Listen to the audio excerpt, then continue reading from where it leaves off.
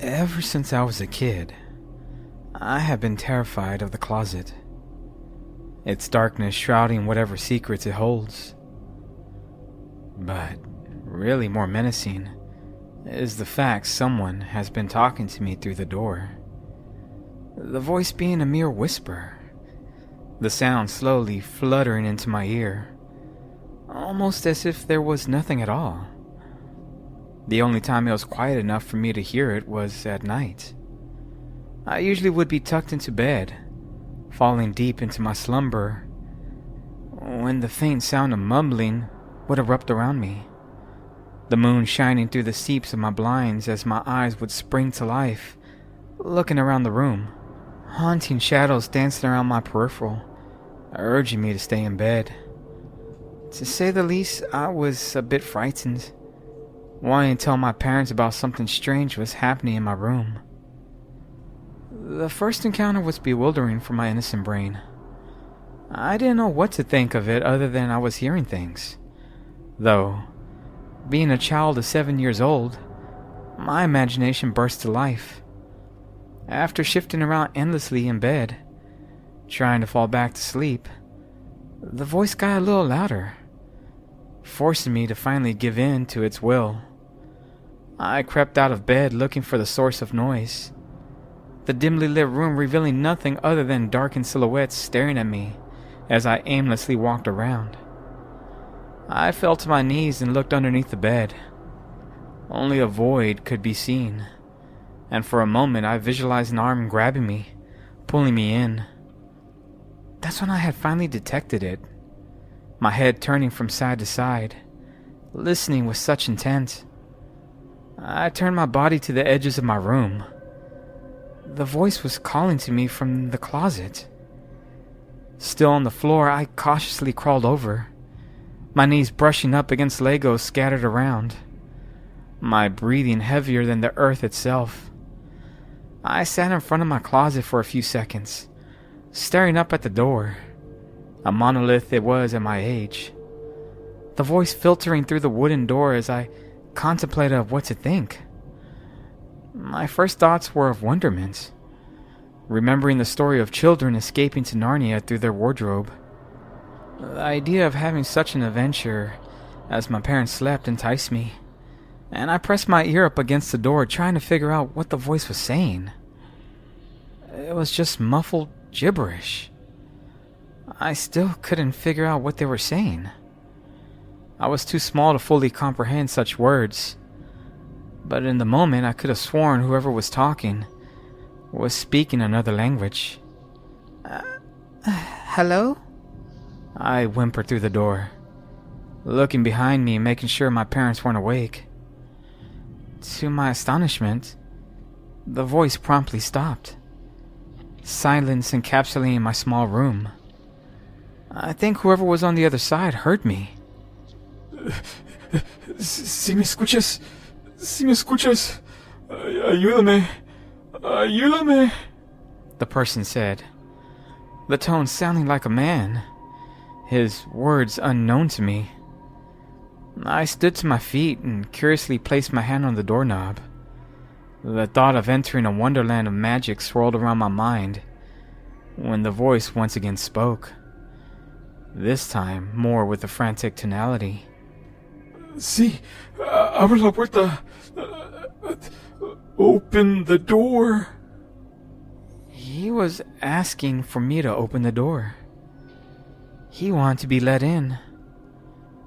I began to turn the knob slowly, not sure what to expect other than the wonderful world of Narnia on the other side. The door clicked open with such a vibration. Once fully turning the knob, I carelessly opened it. The door creaking open as pure darkness flooded into my already dark room. The void darker than anything I had seen before. The emptiness swirling around me left me feeling as if I was drifting away in space. Fear grasping at my small mind, and I felt tears slipping down my face. Where am I? I childishly cried out. No response was given. No sounds could be heard. I was no longer in my room, but in a vacuum of desolation. My mind began to slip away as all things became blurry, and I felt my body grow numb. I could only imagine at that age that this is how it felt like to die. Eventually, all things ceased to exist, and I fully blacked out, giving in to whatever this force was. I awoke the next morning on the floor, my body halfway in the closet. My father calling out to me, asking what I was doing. I sat up dazed to where I was, my brain taking several seconds to register I was back in my room, as the sun blared in through the blinds. I looked up at my dad. He displayed a befuddled gaze, perturbed that I wasn't in my bed. I didn't know what to tell him other than I had a weird dream of someone talking to me through the closet door. My father laughed and told me it was just my imagination, that no one lives in the closet. I turned back to look inside the mystifying closet as his words simmered in my ears. Of course no one lives there. That would be impossible. That was my first experience with the closet. I didn't hear any more voices for the next few months, feeling as if it was all just a dream, one that I hope never to have again.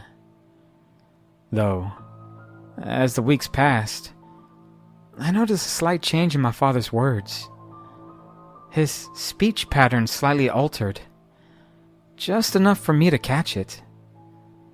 It almost sounded like he had an accent, his words at times muffled, as if he wasn't talking in his native tongue. My mother didn't seem to notice, so I figured it was just me. I never mentioned it to anyone, not to my friends or family, and especially not to my father. Instead, I beavered away in my room each day, not wanting to leave or play outside. I would just sit in front of the closet with its door closed, talking to it, asking for it to bring back my dad, the one I had before the dream. After several months, I had gotten my wish. Like the time prior, it happened in the middle of the night, when my mind was shifting between our world and the dream one. The shadows that would dance around in my peripheral all too eager seeing me enter their realm of existence. And that's when the whispering started, my eyes shooting open. The person living in my closet was back, and I quickly jumped out of bed, walking to the door. "Hello? Is my dad in there?" I asked the void that existed on the other side. Like before, the incoherent mumbling stopped. The raspy voice, much different from the time before, called out to me. Open the door. I stood bewildered, not sure what this meant. It didn't sound like my father, nor did it sound like the person from before. That's when a vague sound started coming from the door. It took me several minutes to understand what the noise was. It familiar. It was the dire sounds of scratching, like the ones my cat would make whenever it scratched at its pole. Whoever this was on the other side was scratching at my door, asking to be let in. Open the door. It once again called out with his withered voice. "Where's my dad?" I asked it, but I was never given a response.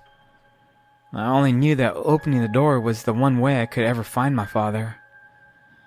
My heart began beating through my chest, the rhythmic thumping sound filling my room. I gripped the doorknob tightly like before, and a sudden wave of energy flowed into my body. I felt defeated, as if there was no other option than opening the door, and I turned slowly, feeling the vibration as before pulsate my small arm. The darkness crashing into my room, slithering up the walls like a slug from the depths of hell. And soon, my mind was lost once again out into space, all things becoming void. I remained crying, hoping that somehow I would collide into my dad, reunite with his strong presence. And like before, I blacked out, falling to this realm of emptiness. I awoke on the floor, my body once again halfway in the closet. A voice that sounded much like my father from before, called out to me, and I jovially arose to my feet to see the man I loved so much was back. His voice sounded the way it was supposed to. I believed it to be my real father, and I ran to him, hugging him tightly. He was confounded. He couldn't understand why I was acting the way I was, but hugged me back, asking me why I was asleep on the floor. I didn't have a good answer for him. I was too young to manifest a response that would have given him clarity. So, instead, I told him that I must have fallen off the bed. I felt his stare linger as his curiosity morphed into concern. But luckily, he had left it at that, and we went down for breakfast. Going down the stairs, I noticed right away that something was different. The furniture looked off, but only slightly. My cat's scratching pole wasn't in its usual place. But I tried brushing off my uneasiness and headed to our dining area where my mom had prepared breakfast for us. I saw that the back door was wide open, which I thought was odd since we usually kept it shut, not wanting our cat to escape. "Why is the door open?" I asked my father. He shook his head with annoyance, but not with me. Instead, he nodded his head towards the door, and I looked closer. I could see a bit of smoke flutter in the air as my mother walked in. It was clear even to my young age that my mom was outside smoking, something she has never done before. "Mom smokes?" I asked with pure amazement. "I know. It bothers me too, kiddo," my father said softly, not wanting my mother to overhear. She came in to sit at the table, joining us for our usual morning breakfast. The stench of cigarettes stung at my nostrils as my mom passed by me. I wanted to ask so many questions. Ask her why was she smoking. Where was Whisker's scratching pole? Hell, where was Whiskers himself? But all that got pushed to the back of my mind when I heard my mom speak. Right away I recognized it. The raspy tone in her voice. This person was not my mother. I avoided her for the next incoming weeks, wedging as much distance between me and whoever that person was. I begged the closet to give me back my mom, as it did with my father, pounding at the door each day until my father had enough of my insanity and took the door off its hinges. I was devastated. Whatever magic the closet possessed was rendered null and void without its door.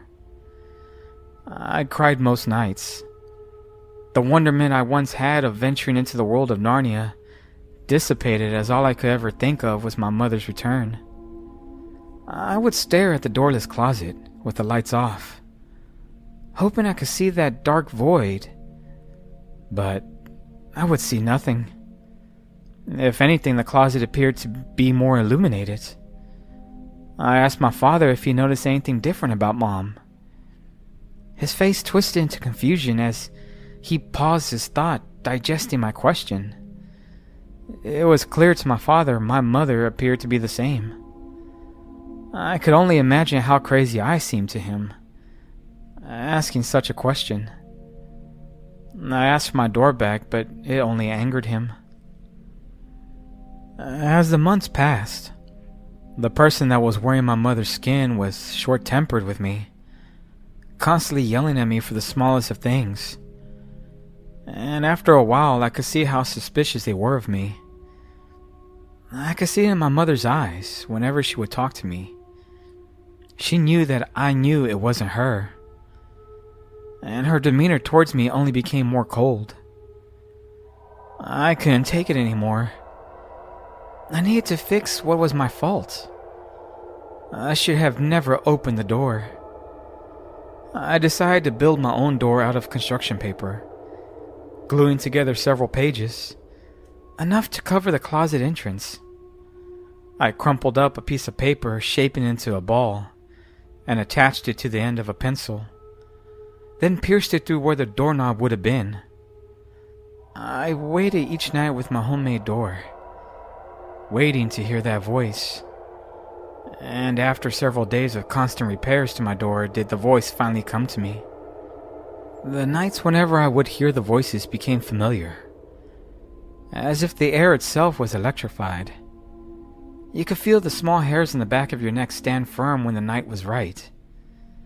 As it seemed to always, it came to me in the middle of the night.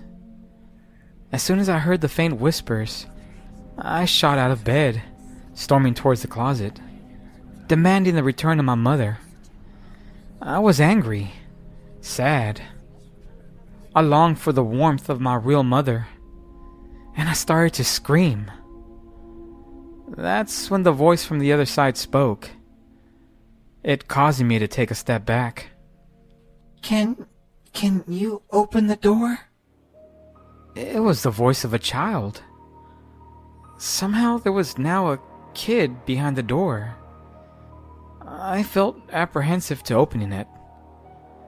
I thought to myself in the moment what this meant. How could a kid be trapped in such an abysmal world? Please, can you open the door? It pleaded. I gulped heavy, gripping at the handmade doorknob, my sweaty hand practically slipping off the crumpled paper. Please, just open the door. It called out again. I knew in that moment that if another kid could be lost out in the void, then it could surely happen to me. But I wanted my mother back, and I knew there was no other choice than opening the door. I turned the knob, it rotating with ease as the all-too-familiar vibration erupted up my arm, the endless void entering my room. I called out for my mother as my vision became blurry. I started to lose consciousness, but this time, I tried my best to stay awake as the darkness invaded my body. It didn't feel right to stay awake, like that wasn't allowed. So I eventually gave in to the sleep and passed out. I awoke on the floor like I always had. Half my body was inside the closet as my paper door laid in ruins, it torn to shreds by what appeared to be claw marks. This time my father was not looking down at me with bewilderment. I was alone in my room, the sun barely revealing itself through the blinds, and I could hear noise coming from the kitchen downstairs. I felt tired. My body ached as I arose to my feet, and the little sun that shined into my room burned my eyes, causing me to rub at them. I tried to steady myself, but my balance felt off, as if the room was spinning, and I cautiously stepped into the hallway, grabbing onto the staircase railing for support. I quickly realized it was my mother that was in the kitchen. She was humming a song, her soft voice luring me towards her. In that moment, I knew my mother was back. My homemade door had worked. I entered the dining area where my father was already seated, drinking his morning coffee. My mother entered with a plate full of pancakes. They both looked normal, their voices carrying the same tone I could always remember them having. Whisker sprinted across the room, its fur brushing against my legs. Everything was back to normal, or at least I thought it was. As the days passed, I noticed there was something very different about myself. The things that would come to my mind. Images that were never there before. Dark ones. Things no child should ever be thinking of. At first, I tried brushing it off, understanding that my midnight adventures had perhaps messed with my imagination, making me more receptive to the darker nature of our world. Though, I would constantly catch myself fantasizing about the most dreadful things. I grew a bizarre fascination with fire, staring deep into the flame of a lighter, lost in its ember beauty. Funny enough, my parents didn't seem concerned with me, or perhaps they saw nothing odd about my behavior. They continued treating me the same as they always had. It didn't take much to realize whatever I let in had found its way into me. I could feel its presence in the back of my mind, its whispers asking horrid things of me. I contemplated about opening the door one last time, but I knew letting this thing that existed inside of me out would only be inviting a new one in, one that might take a hold of my parents once again. So I did my best to drown out the voice that plagued my thoughts, knowing that I was stronger than it. We were a happy family again, and I didn't want to lose that. As the years passed, I continued hearing the whispers coming from the closet, their dire pleas of wanting to be let in. I would just ignore them, closing my eyes even tighter, forcing myself to fall back to sleep. The voice in the back of my head only grew more ubiquitous, it becoming harder to ignore. By the time I had turned 16, I was a tormented soul. My anger had no bounds. I found myself constantly irritated, snapping out at my parents. I told myself I just needed to make it until I was old enough to move out. That's when I would try to let it out of me. But the voice came to me one night, all too powerful, projecting grotesque images of what it wanted me to do. That night, I killed my poor cat Whiskers. He was old and unaware. He didn't struggle because of the trust it had for me. I cried throughout the night of what I had done, the entity's laughter swirling around my mind, consuming my anguish for its pleasure. I knew I had no other choice but to let another in so this one could leave. I had given up to this creature because I knew what the monster wanted me to do to my parents. I waited patiently for the whispers to come to me. It only took a few weeks. The sound of muffled voices awakening me out of my light slumber.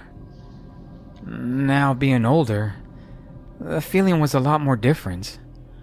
The dark shadows in my room were no longer threatening, the moon showering my room in a blue vibrant hue. I stood to my feet breathing heavy, the cold air tasting sweeter than before, leaving a tingling sensation on my tongue. The beast in the back of my mind calling for me to go back to bed. It knew what was coming. I could hear the eager voices calling out to me from behind the door as I walked towards it.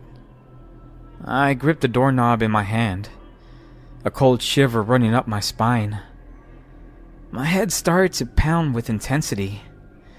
I steadied my breathing, inhaling deeply as I turned the knob and cursed at the monster in my head. Go to hell, I told it. I opened the door, and like always, the dark void of emptiness flooded into my room, swallowing me into its jaws as I felt my body grow numb. Though this time, something felt very different. My mind no longer grew tired or weary like it had before. My vision remained vivid as I began to gag on the darkness. I could feel myself wandering deeper into the void, deeper than I had ever been. And soon I found myself lost in a sea of nothingness. I was endlessly floating out into the darkness as I called out for anyone to hear me. That's when I heard other voices erupt around me. Voices of different languages. Some of men and some of women. All crying out for help. I couldn't tell how long I had drifted. Time seemed to fade away. I was connected to this universe, and my mind slithered through the darkness like a seal swimming in the ocean. I soon began to forget who I was, my memories, my life. I was gradually vanishing into non-existence as I mumbled away incoherently to myself like some crazy person. That was until I heard a particular voice. One that sounded very different from the others that had surrounded me. This voice sounded more alive. Hello? Is someone there? The voice called out to me. I stopped my mumbling when I heard the voice. It was one of a child. I tried turning in all directions, but only saw darkness. I outstretched what I thought were my arms, feeling around for anything. And that's when my hand collided into something solid. It was cold and hard. It felt like a door. I brushed my hand against it, trying to locate a doorknob. And finally, I had found one. I turned it, excited that I had finally returned home. But, to my dismay, it was locked. Hello? The child called out to me again. I knew I had to say it. There was no other choice. I told the kid what I heard many times when I was a child. I told him to open the door. The door opened slowly as a bright light encapsulated me in its glow, causing me to pass out. I awoke in a strange bed, next to someone I did not recognize, a woman who was still sleeping. I grabbed at my head as a painful throbbing pierced its needles at my mind. I didn't know where I was. The room seemed pristine. Things that I had never seen before stood in front of me. I carefully got out of bed, stumbling over some cord. I saw that I had knocked over what seemed to be a calculator. I picked it up and the damn thing came to life, glaring the time and date at me. And that's when my eyes widened with amazement. I ran over to the mirror and almost screamed out with pure horror. The person looking back at me was not me. I was no longer a teenager, but instead a middle-aged man. The year on the small screen said it was 2024, but I last remember it being 1992. Had I really been gone for 32 years? The house I find myself in is fully equipped with technology I could have only dreamed of when I was little. My father had a laptop for work. A heavy brick it was, but now I sit here with this thin as paper computer typing away of my experience. I've been trapped here for the last few months, hoping the voices from the closet would call out to me. But sadly they haven't. I need to find a way back, if that's even possible. I miss my parents. I miss the life I was supposed to live. I'm trying my best to adapt to this new world I find myself in. The woman that calls herself my wife is pleasant. She reminds me of my mom. And the kid that calls me dad reminds me a lot of me when I was little. Though, I think he knows I'm not really his father. One thing really bothers me. I wonder what happened to the person of this body. I don't feel his presence at all. Did I kill him? I can only hope once I escape from here this family will be reunited. All I could do now is dream.